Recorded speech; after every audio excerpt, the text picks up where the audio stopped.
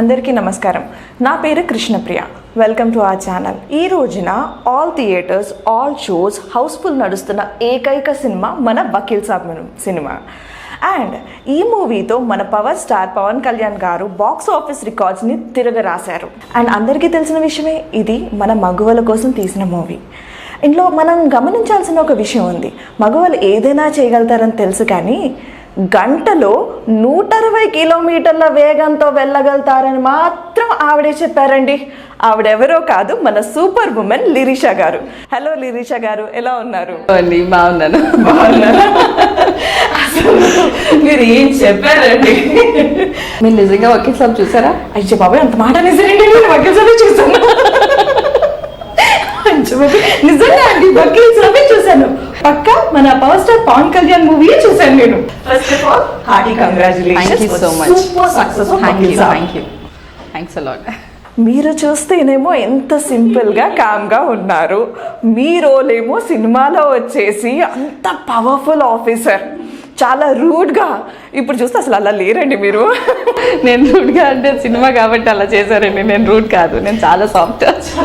మరి కొంచెమైనా కష్టమైంది అలా చేయడం? కష్టమే, కొంచెం కాదు, చాలా కష్టం బేసికల్లీ. అందులో నాలాంటి అమ్మాయికి ఇంకా కష్టం, ఎందుకంటే నేను ఎప్పుడు నవ్వుతూ ఉంటాను. సో నేను నవ్వుని కంట్రోల్ చేసుకొని అంత రూడ్గా చేయాలి అంటే కొంచెం కష్టపడ్డాను. బాగా కనిపిస్తుంది. మరి అది స్పెషల్లీ మీరు నివేదిత గారిని అంత రూడ్గా తీసుకురావడం అన్నది చూస్తుంటే మాకే బాగా అని అనిపించింది.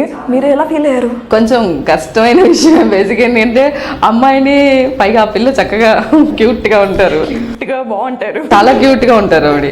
సో ఆవిడని పట్టుకొని లాగేయడం అంటే కొంచెం కష్టమే. మరి ఆ టైంలో అప్పటికి టేక్స్ అయినాయి. సార్ అమ్మా నువ్వు పర్వాలేదమ్మా లాగే, ఏమన్నారు సార్, పాపం సార్ ఆడపిల్ల సార్ అంటే చెయ్యి. నేనేం ఫీల్ అవుతానంటే, ఎవరైనా పట్టుకుంటే కందిపోతారేమన్న రేంజ్లో ఉంటారు కదా. సో గట్టిగా పట్టుకొని లాగాలంటే ఏమైనా అవుతుందేమోనని ఒక చిన్న భయం ఉంటుంది. కొంచెం కష్టమైంది అనమాట. నెక్స్ట్ సీన్ వచ్చి మీది కోర్ట్ రూమ్ సీన్ అండి. ఓకే, ఆ కోర్ట్ రూమ్ సీన్లో పవన్ కళ్యాణ్ గారు ముందు నిలబడి డైలాగ్ చెప్పాలి అని మీకు తెలిసినప్పుడు ఫీలింగ్ ఎలా ఉండింది? అది ఫస్ట్ ఆడిషన్కి వెళ్ళినప్పుడే చెప్పేశారు, మీకు పవన్ సార్తో ఉంది, సో మీరు చెయ్యాలి, అసలు అక్కడ అలా రాకూడదు, ఇలా రాకూడదు అని. సో అందుకని సార్తో ఉంది అని ఒక మైండ్ ఉంది తప్ప, అక్కడ ఒకటే ఇంటెన్షన్ అది, మనం తప్పు చేయకూడదు, మిస్టేక్ అనేది చేయకూడదు. అక్కడ మిస్టేక్ చేసామంటే అయిపోయింది, అంతమందిలో బ్లేమ్ అయిపోతుంది, బాగోదు, ఆ ఫస్ట్ ఇంప్రెషన్ బాగుండాలి అన్న ఒక ఇది ఉండిపోయింది. పైగా మా డైరెక్టర్ గారు కరెక్ట్గా ఇక్కడ పవన్ కళ్యాణ్ గారు ఉంటే అక్కడ పక్కనే డైరెక్టర్ గారు కనపడుతున్నారు నాకు. ఓకే, ఏం మాట్లాడాలి, ఏమన్నా పొరపాటున మిస్టేక్ చేసేస్తానేమని నేను ఆయన చూడమే సరిపోయింది. కానీ ఈయన వాయిస్ విన్న తర్వాత నేను 2 minutes ఆ వాయిస్ సైలెన్స్కి, ఆ వైబ్రేషన్కి నేను పిన్ డ్రాప్ సైలెంట్ మర్చిపోయాను. ఒక్కసారి ఆ వాయిస్ అలా జమ్మని లేసేవాటికి ఇంక అంత పిన్ డ్రాప్ సైలెంట్ అయిపోయింది. నేను కూడా బ్లాంక్ అయిపోయాను. తర్వాత అటు ఇటు చూస్తుంటే ఒకసారి మాట్లాడలేదు, మా మీదే సార్ ఓకే సారీ సార్, పర్లేదమ్మా మళ్ళీ చేద్దామని. ఓకే అన్న, ఇంకొకసారి నవ్వేసాను.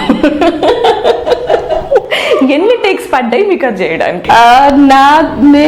యాక్చువల్లీ ఇంప్రూవ్మెంట్ కోసం కొంచెం టైం తీసుకున్నాడు సార్. అయితే ఇంప్రూవ్మెంట్ చేశారు బాగా.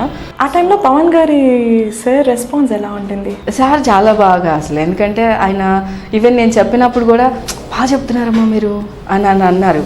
సో అది బాగా నచ్చింది నాకు. ప్లస్ ఆయన చెప్తున్నప్పుడు నాకు కూడా ఎంజాయ్ చేయాలనిపించింది, నవ్వాలనిపించింది. కానీ నవ్వితే ఎలాగా, నేనే నవ్వకూడదాయే. సో నా మీద వేస్తున్నారు కదా సార్. ఇక్కడ నాకు బాగా నచ్చిన డైలాగ్, యాక్చువల్లీ మీరు అందరికి సూపర్ ఉమెన్ నచ్చితే, నాకు చిన్న డైమండ్లు కదమ్మా, ఆడ పెద్ద పెద్ద డైమండ్స్. అసలు ఆ డైలాగ్ అయితే నిజంగా నేను కంట్రోల్ చేసుకోవడం కొంచెం కష్టం, నాకు కష్టమైంది, చాలా కష్టం అది. ఇప్పుడు ఈ సూపర్ ఉమెన్ ఇదని అంటే ఓకే, ఇంకా అందరూ ఉన్నారుగా, సరే సీరియస్గా ఉండాలి మనం అనుకున్నా. ఇదంతా ఒక ఎత్తు అయితే, నేను ఆ కంట్రోలింగ్తో సీరియస్గా చూస్తుంటే అట్లా గురాయిని చూస్తాను తల్లి సార్. నేను అలా చూసాను, నా ఎక్స్ప్రెషన్ మారిపోయింది. అప్పటికి ఇమ్మీడియట్గా మారిపోయింది. నేను అలా చూసానా, అయ్యయ్యో అనుకున్నా.